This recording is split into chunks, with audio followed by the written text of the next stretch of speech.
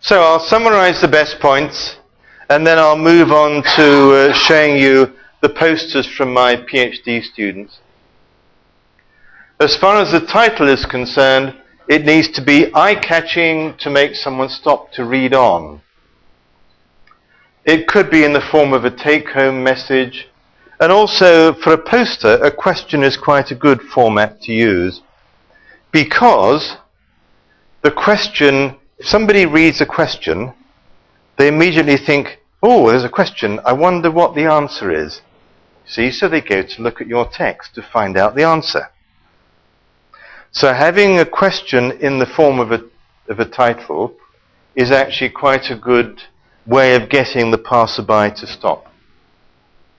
The layout, uncluttered, clear, simple, with boxes for text and graphics. And if you are going to use boxes, it's probably a good idea to number them to make it clear for the reader the sequence of events for them to read the different boxes. I also find that boxes with rounded corners are more soft on the eyes than boxes with square corners. So I think that's quite a good approach as well. Summary, a brief summary at the top, which could take the form of a conclusions, if you want. That often helps. Text, use a simple font. I like to use Arial. This is Arial, but there are a number of other simple fonts. By simple, I mean a font without lots of these little, we call them in English serifs. They're the little lines that you get in Times New Roman at the tops of the letters. Do you know what I mean? Okay. And ideally no less than 24 point, because if the poster hall is busy, you may not be able to get close to the posters that you want to read. And if a poster is about 2 meters away from you, it becomes a challenge to read if the text is 20 point or smaller. So I would recommend, well, maybe 20 point, but ideally I like to use 24 point for posters. Keep the text simple and brief with short sentences. Do not put green text on a red background or vice versa in case of color blindness for any participants. And I prefer to show results graphically than in tables. I'm a much more visual picture sort of person. I don't like looking at numbers.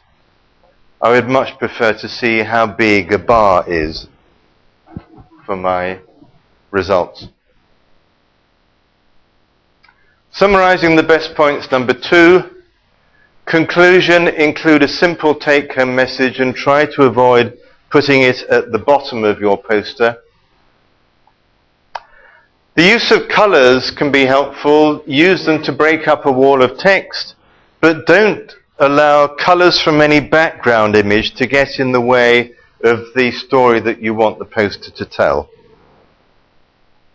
Main points, colored boxes will attract the reader's attention to the main points. If you are using a background image, make sure it does not get in the way of the text. Something that I see some people do in their posters is they put photographs of the authors on their poster. And I think that's a good approach. Because especially if you happen to see the poster when there's nobody there, which does happen. At least if you, yes, I've got a comment on that coming up. At least if you put your picture on the poster, people will recognize you. It's all part of the process of getting yourself known to others. If your picture's there, people will look at a picture and they will remember a picture. They say a picture paints 1,000 words. Not quite, but It's a way of having an impact, of interacting with the other scientists.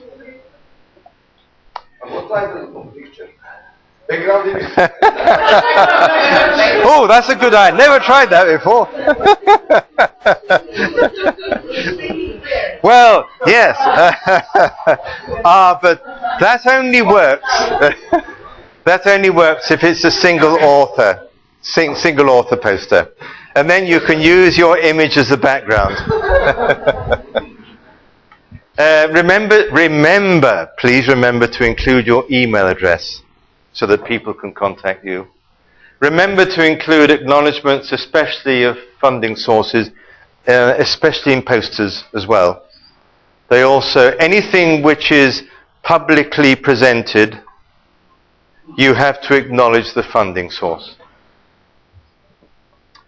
And the third one, summarizing the best points, number 3, try to leave some empty spaces every so often so that the content stands out to the reader.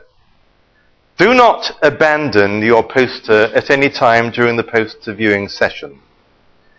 Now, I know, yes, you can have your picture there, but it makes it difficult to ask questions if you're not present. I know this is a challenge for people who are presenting posters. If you're by yourself, then it does make it difficult for you to go around and ask people in other posters, standing by other posters. But, well, try to be conscientious, and if the poster session is from 5 p.m. to 7 p.m. in the evening, then try to be there as far as possible from 5 to 7. You can be absent to talk to other people briefly, but if you are going to be away, what is quite useful, it's a bit like when the lady in the shop shuts up for a few minutes. She says, back in 10 minutes. Well, back in 10 minutes only works if you know when that notice was put up. So try to give a time when you expect to be back at your poster. No, it doesn't matter. Back at 6:37, right?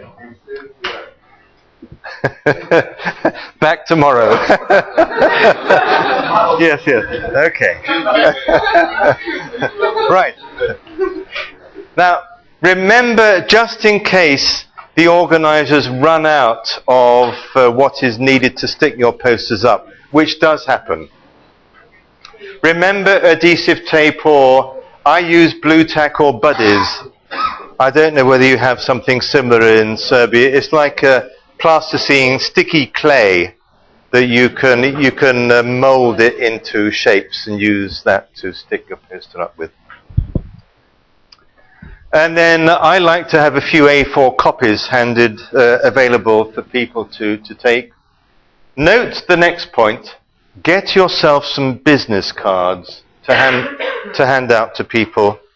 I've just been on a training course in Sarajevo where I was collecting business cards from people who wanted to discuss their ideas with me afterwards, and there were people there who said, oh, I don't have one. Ah, well, you've got to have one. Yes, I remember. I've got to get business cards. If you're going to be trying to develop your network of contacts, having business cards, even though you may be only a PhD student, is essential. It's a way of reminding people who you are, and if your picture is on it, which is quite frequent now, you can get these business cards, which is a bit like Lichna Karta. It's got your image on it as well. Then at least it makes it easy for people to recognize you if they see you again. Something about poster abstract. You can reduce the size of the poster abstract compared with the conference proceedings. Right, so I'm going to present, to finish up, these are some posters that were made from by my PhD students working in teams. And it's all describing the same piece of research, just to illustrate different ways of putting information together. I've got them in either groups of 2s or 1s, and Here are two fairly traditional approaches, nothing for me particularly exciting. It doesn't make me want to stop to read those. Even though I gave them that exercise after having just given them all of this information. So here are two more. You see, those two are very different from the first two, aren't they? Now, these were both prepared by the same group of students. But one student said, I want to do it a different way. So the one on the right-hand side was prepared by one of them, and then he contributed to the one on the left-hand side.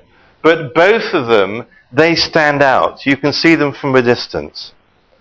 The one in black, it might take a lot of printer ink to print it in black, but at least you can see it from a distance, and it sort of draws you towards it, doesn't it?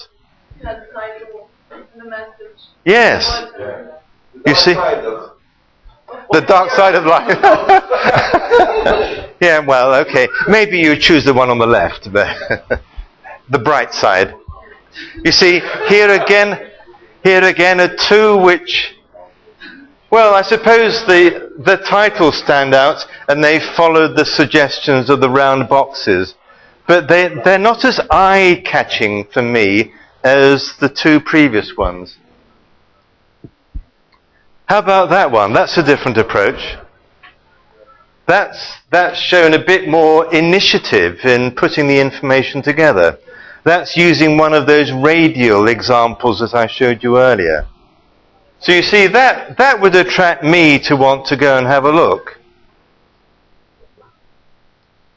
Then that one, well, it's a different format. They've used a landscape format for that one. I like the nice apple. It would make me want to go and have a look at the apple. It's a piece of research about apples, as you've probably gathered. Those two, they're fairly traditional in their approach, and I have to admit they wouldn't get my attention.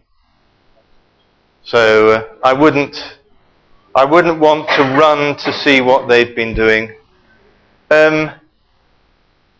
Those two, that's a different approach to the one on the left. I quite like that one. The one on the right just seems a bit dark to me. It doesn't really attract me, the one on the right-hand side. And that's it. It says time for lunch.